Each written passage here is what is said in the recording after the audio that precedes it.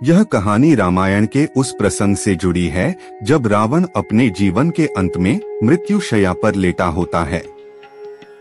लंका युद्ध में भगवान राम ने रावण का वध कर दिया था, लेकिन मरते समय भी रावण एक महान ज्ञानी था। राम ने अपने छोटे भाई लक्ष्मण से कहा कि वे रावण के पास जाएं और उससे जीवन के कुछ महत्वपूर्ण पाठ सीखें, क्योंकि शत्रु से भी ज्ञान प्राप्त करना श्रेष्ठ होता है। लक्ष्मण रावण के पास जाते हैं और विनम्रता से उसे प्रणाम करते हैं। रावण, जो अपने जीवन की अंतिम घड़ियों में था, उन्हें 3 महत्वपूर्ण बातें बताता है जो उसने अपने जीवन में अनुभव की थीं। पहला ज्ञान, समय का महत्व, समय को न गवाएं। रावण लक्ष्मण को बताता है कि जीवन में सबसे मूल्यवान चीज समय है। उसने कहा कि जो अच्छे काम करने का समय है, उसे कभी टालना नहीं चाहिए। वहीं यदि कोई बुरा काम करने की सोचता है, तो उसे जितना हो सके टालना चाहिए। रावण मानता है कि अगर उसने अपने अच्छे कर्म समय पर किए होते और बुरे कामों को रोका होता, तो उसकी ऐसी दुर्दशा नहीं होती। जो व्यक्ति सही समय पर सही निर्णय लेता है, वही सफल होता है। दूसरा ज्ञान, अच्छी सलाह की महत्ता। दूसरा जीवन का सबक था कि अच्छे सलाहकारों की बातों को सुनना चाहिए।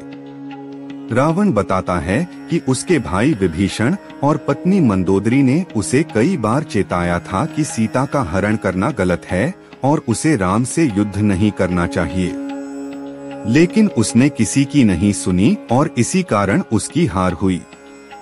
उसने कहा, जो व्यक्ति अपने हितैषी और सलाहकारों की बातों को नहीं सुनता, वह विनाश की ओर जाता है।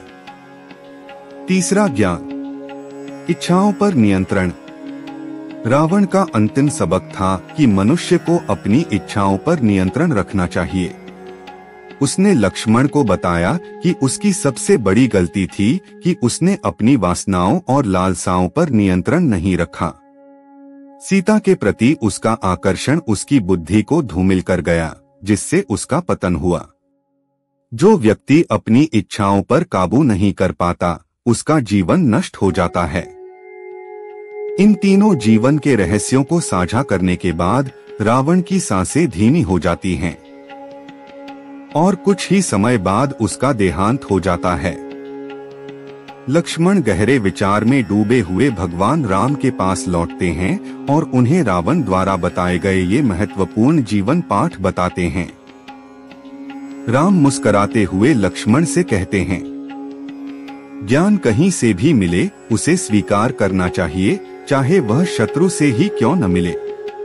इस तरह रावण के जीवन का अंत होता है, लेकिन उसकी अंतिम सीखें अमर हो जाती हैं। उसकी गलतियों और जीवन के अनुभवों से प्राप्त यह ज्ञान आने वाली पीढ़ियों के लिए हमेशा मार्गदर्शन का काम करेगा।